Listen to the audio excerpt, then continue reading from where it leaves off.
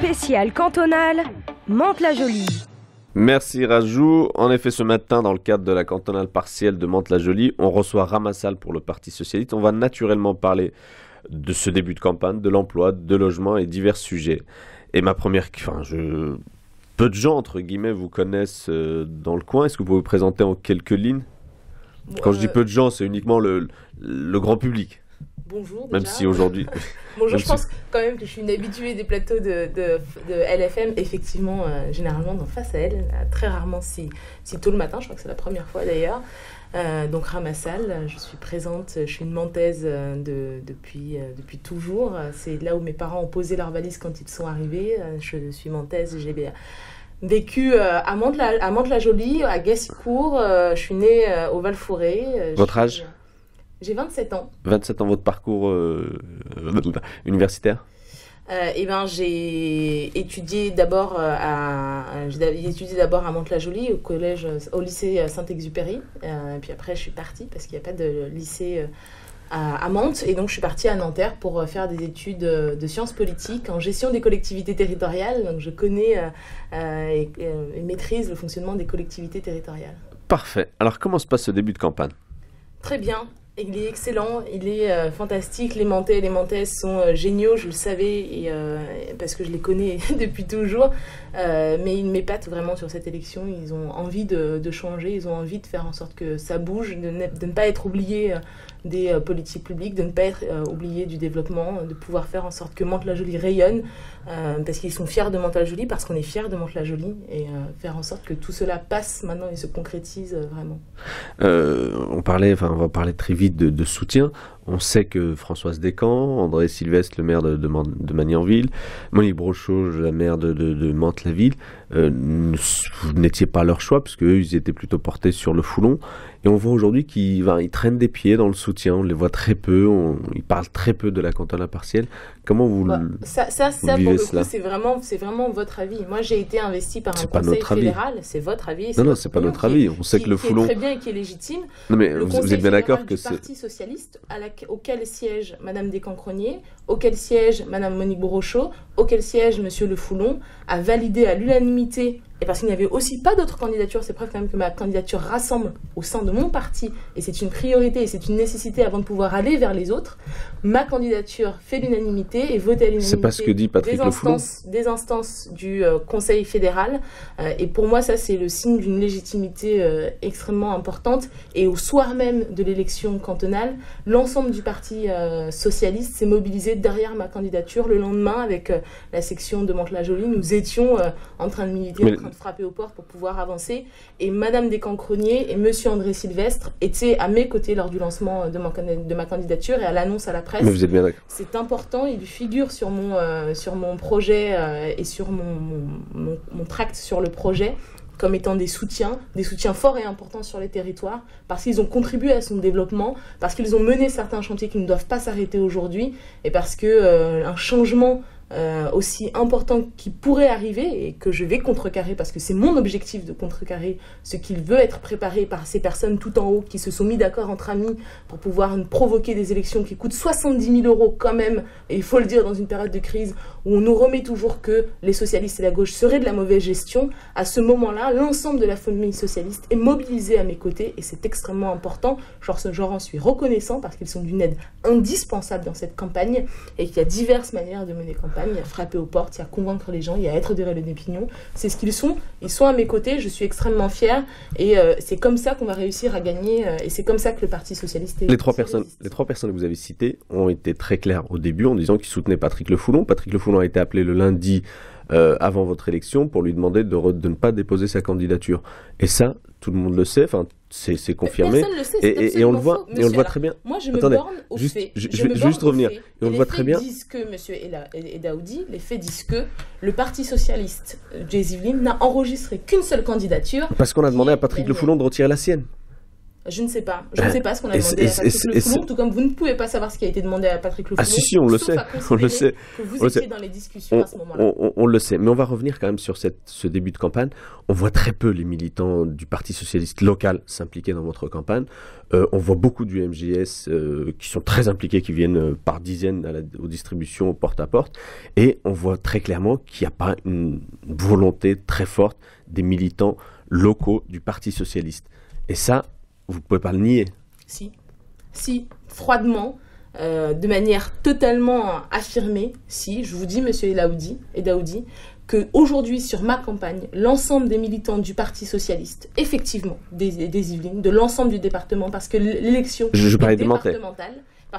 est départementale, l'ensemble des militants de la section de Mantes-la-Jolie font ma campagne, sont enthousiasmés par ma campagne, ont un retour qui est extrêmement bon sur le terrain pour une raison, c'est qu'on arrive à la fin d'un système. Pour une raison, c'est que les Mantais et les Mantaises en ont marre de s'être fait berner pendant des années. Pour une raison, c'est que c'est la 3e fois sur 4 élections cantonales que les Mantais se font appeler aux urnes pour les volontés personnelles d'un tel ou d'un tel, que c'en est assez, que le système qui fait en sorte que l'on favorise certaines personnes et certaines catégories de la population, les gens en ont marre, ils demandent juste une seule chose, c'est l'accès au droit et à la justice pour tous. C'est ce que je souhaite leur apporter dans cette élection, c'est ce que je souhaite leur apporter comme conseillère générale, et je suis résolument déterminée à pouvoir répondre à leurs aspirations. Alors très vite, sur cette question de militants, les 2 derniers samedis, au marché du centre-ville de Mantes-la-Jolie, il y avait uniquement que des militants du MJS et il n'y avait aucun militant du Mantois. C'est faux, monsieur. Et je ne vous ai pas vu sur le marché le samedi matin.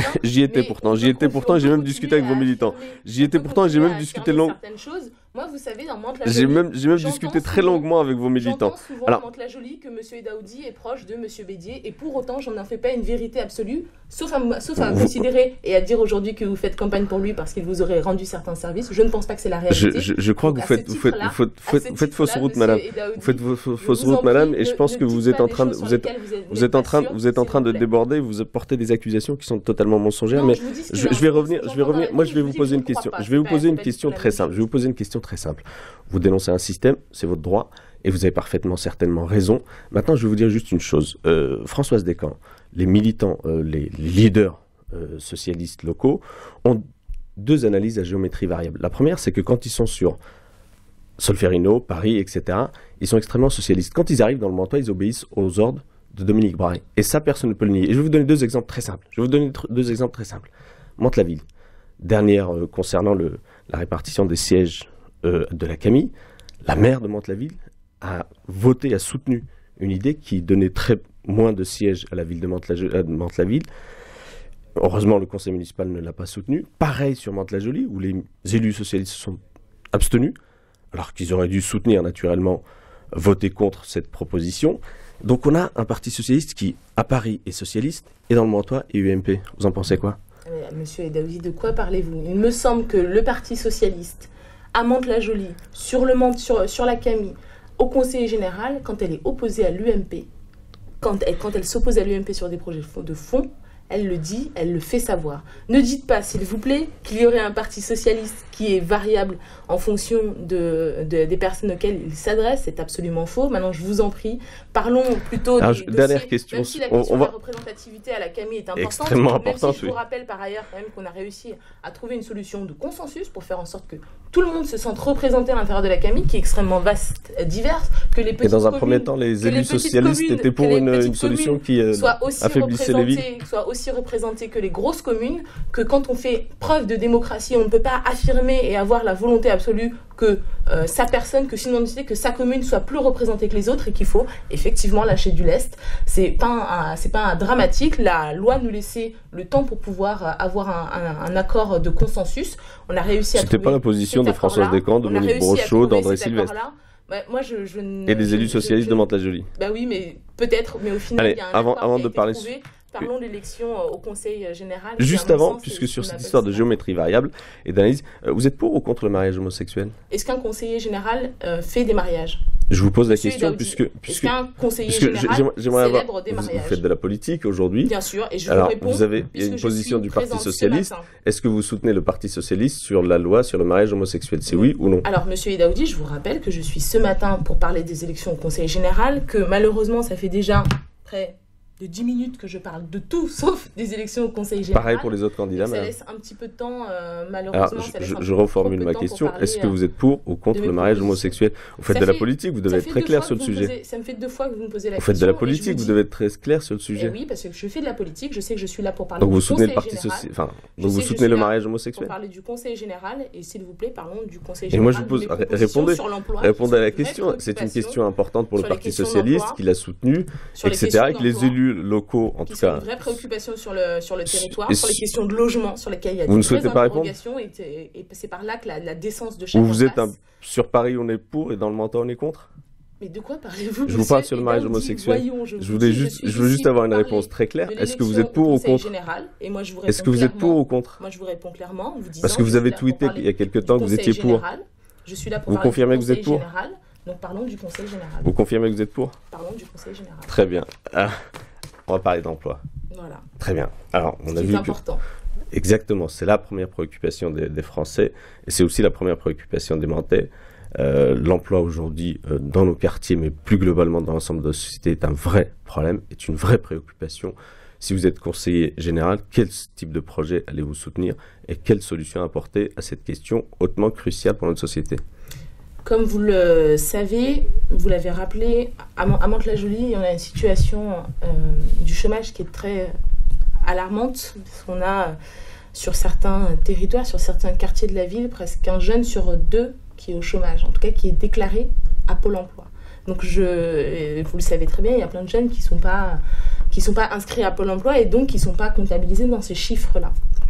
Que la question de savoir comment est-ce qu'on peut faire pour mobiliser tous les acteurs, parce que c'est une vraie interrogation pour pouvoir faire en sorte de revenir et d'avoir de l'emploi sur le territoire, de faire baisser le taux de chômage sur le territoire, est une vraie préoccupation.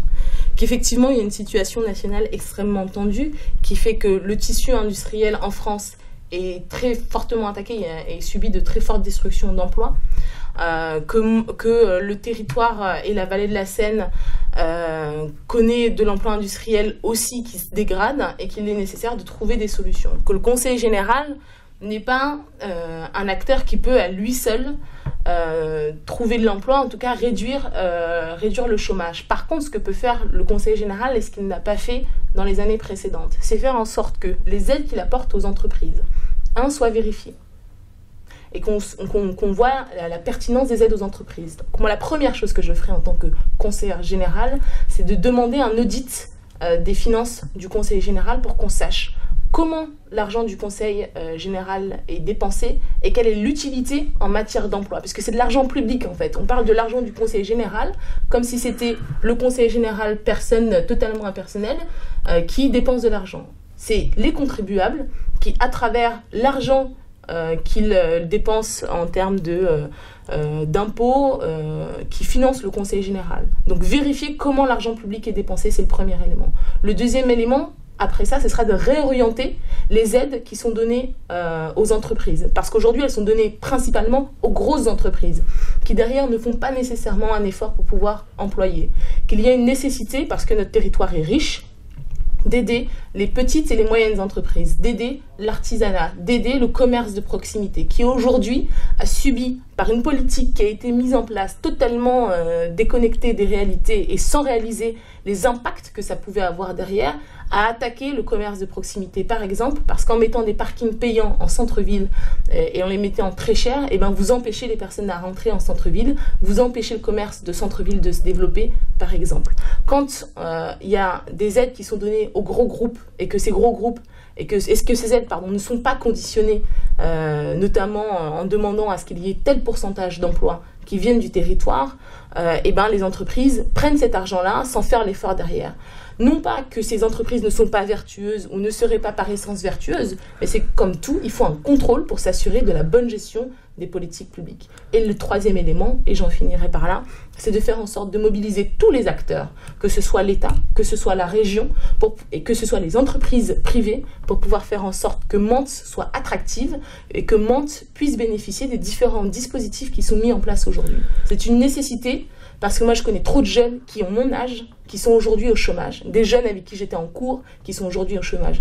Et du coup, je connais la difficulté des mères de famille qui se disent comment elles vont faire, parce que les enfants continuent à vivre à la maison, parce qu'ils sont en incapacité de prendre leur indépendance, parce qu'ils ne trouvent pas d'emploi.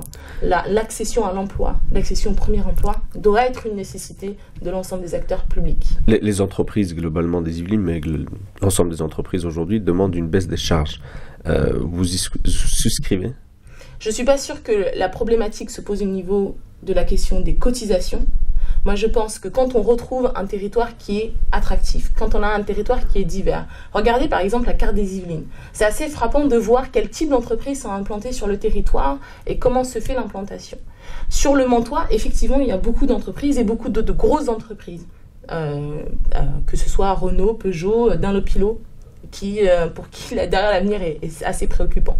Mais il y a ces entreprises qui sont installées et très peu d'entreprises en termes de recherche et de développement, alors même que c'est l'avenir, alors même que les entreprises qui aujourd'hui, telles Renault, même si elles mettent en place la voiture électrique, ont besoin de penser l'avenir, ne s'installent pas sur le territoire du Mantois et s'installent sur le plateau de Saclay. Moi, mon souhait aujourd'hui, c'est que les territoires du Mantois, que la vallée de la Seine puissent anticiper l'avenir, puissent penser les énergies de demain, puissent penser la voiture électrique, puissent penser tout simplement de meilleures conditions de vie, puissent penser et être à l'initiative d'un développement nouveau sur le territoire. Et ça, c'est extrêmement important, parce que s'il faut avoir du développement industriel brut et de la production, il faut aussi de la recherche et de l'intelligence sur ce territoire. Les gens sur ce territoire sont extrêmement intelligents, sont extrêmement formés. Il faut leur permettre de pouvoir avoir un cadre dans lequel ils peuvent évoluer sur le territoire du Mantois et de la vallée de la Seine. Beaucoup d'habitants de Mantes-la-Jolie, mais pas seulement, ont créé des entreprises qu'on appelle les auto-entrepreneurs.